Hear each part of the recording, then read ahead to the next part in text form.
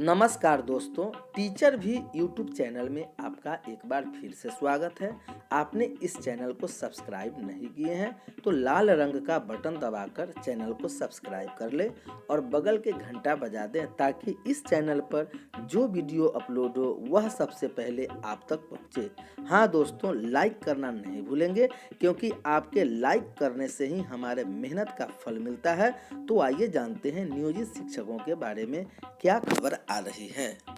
इधर नियोजित शिक्षकों के लिए बड़ी खबर आ रही है।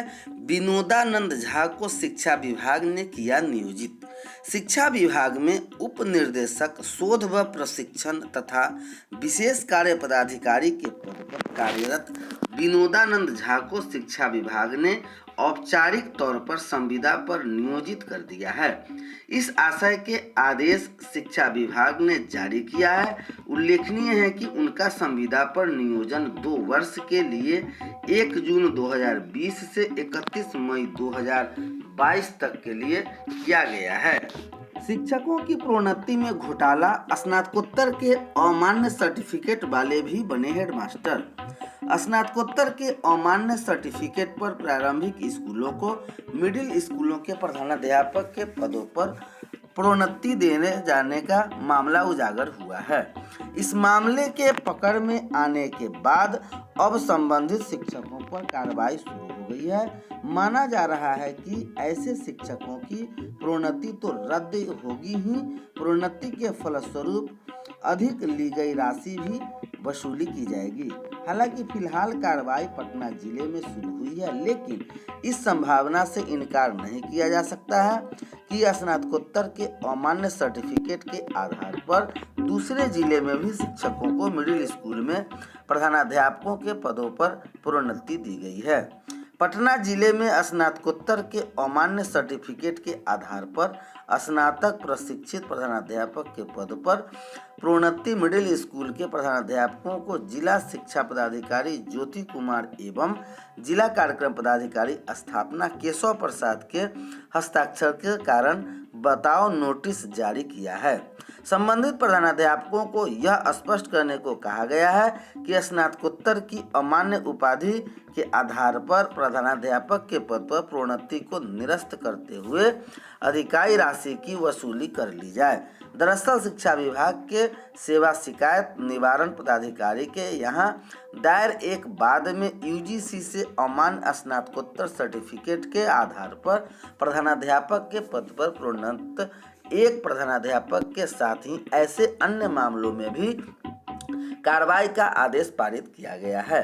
आदेश के अनुपालन के क्रम में जब संबंधित प्रधानाध्यापक को कारण बताओ नोटिस जारी किया गया तो अपने जवाब में उन्होंने कहा कि समरूपी उपाधि के आधार पर अनेकों शिक्षकों ने स्नातक प्रशिक्षण प्रधानाध्यापक के पद पर प्रोन्नति प्राप्त की है, उन पर भी अमान्य रूप से कार्रवाई की जाए। उसके बाद अमान्य स्नातकोत्तर सर्टिफिकेट के आधार पर स्नातक प्रशिक्षित प्रधानाध्यापक के पद पर प्रोन्नत शिक्षकों के कारण बताओ नोटिस जारी किया गया है। संबंधित शिक्षकों के स्नातकोत्तर के सर्टिफिकेट जिन संस्थानों में है वह यूजीसी के पत्रांक एफ नंबर DEB QMC 2013 23 अगस्त 2013 द्वारा मान्य है। इसका उल्लेख विभाग में किया गया है। मैट्रिक उत्तीर्ण 90,000 बेटियां भरेगी उड़ान। बिहार बोर्ड परीक्षा पास बेटियां अब IIT तक आसानी से पहुंच पाएगी। CBSE द्वारा उन्हें IIT तक पहुंचने की तैयारी मुफ्त में करवाएगी। केंद्रीय माध्यमिक शिक्षा बोर्ड CBSE ने उड़ान प्रोजेक्ट में अब बिहार बोर्ड की बेटियों को आवेदन कर पाएगी। जो चयनित होगी उन्हें CBSE के उड़ान प्रोजेक्ट के तहत इंजीनियरिंग की तैयारी मुफ्त में करवाएगी। मैट्रिक 2020 उत्तीर्ण वैसे छात्राएं उड़ान प्रोजेक्ट में आवेदन कर सकती है जिन्हें मैट्रिक में 70% अंक है। इसके अलावा विज्ञान और गणित विषय में 80% अंक है। चूँकि इस बार मैट्रिक का रिजल्ट काफ़ी बेहतर हुआ है, 1,65,299 छात्रों को प्रथम श्रेणी हुआ है। इसमें 90,000 से अधिक छात्राएं 70% या उससे अधिक अंक लाए हैं।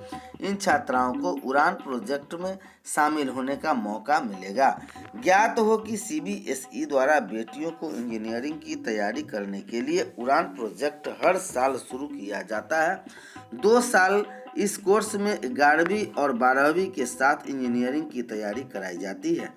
जिसका चयन होता है उन्हें पूरी तरह निःशुल्क तैयारी करवाई जाती है। सीबीएसई द्वारा उड़ान प्रोजेक्ट के लिए आवेदन लिए जाते हैं। चयन के लिए ऑनलाइन प्रवेश परीक्षा होती है।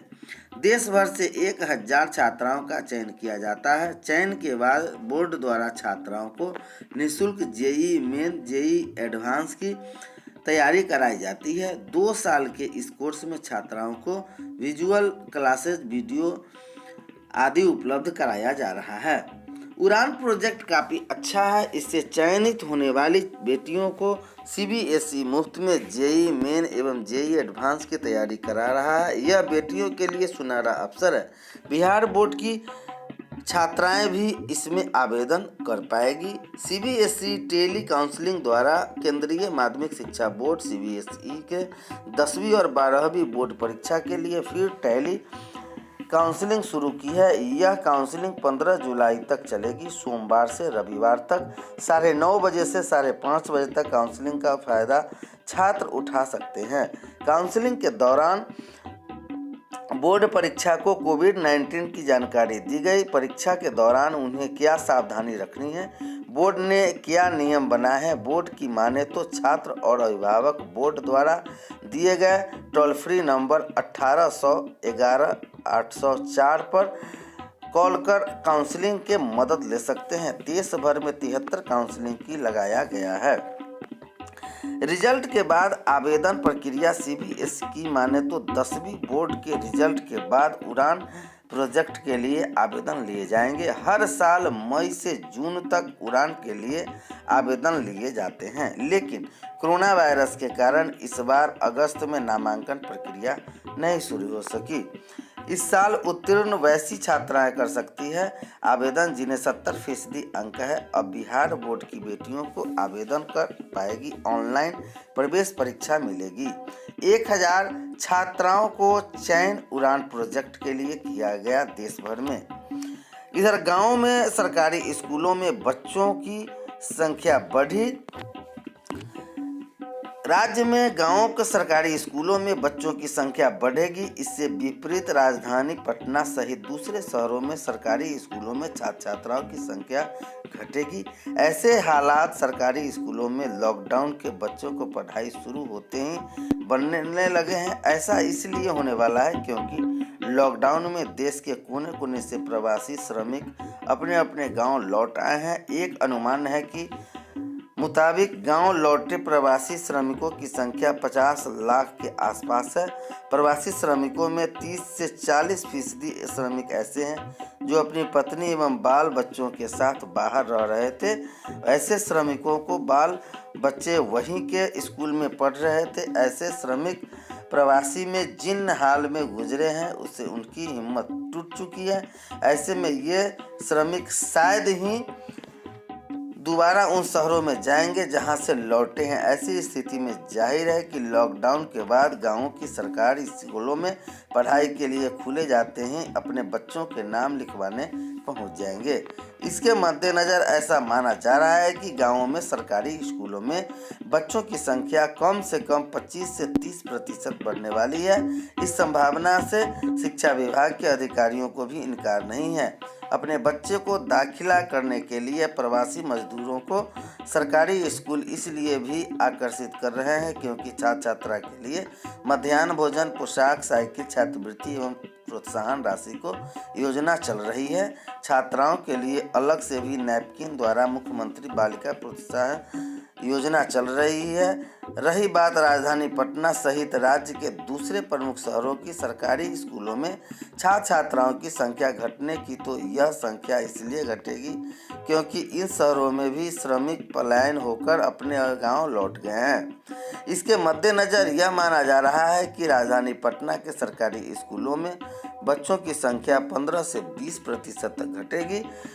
कमोबेश ऐसी ही स्थिति राज्य की बाकी प्रमंडलीय मुख्यालय एवं जिला मुख्यालय वाले शहरों में सरकारी स्कूलों से बनेगी। बहरहाल दूसरे राज्यों में सहित अपने प्रदेश के शहरों से लौटकर गांवों के क्वारंटाइन केंद्रों वाले सरकारी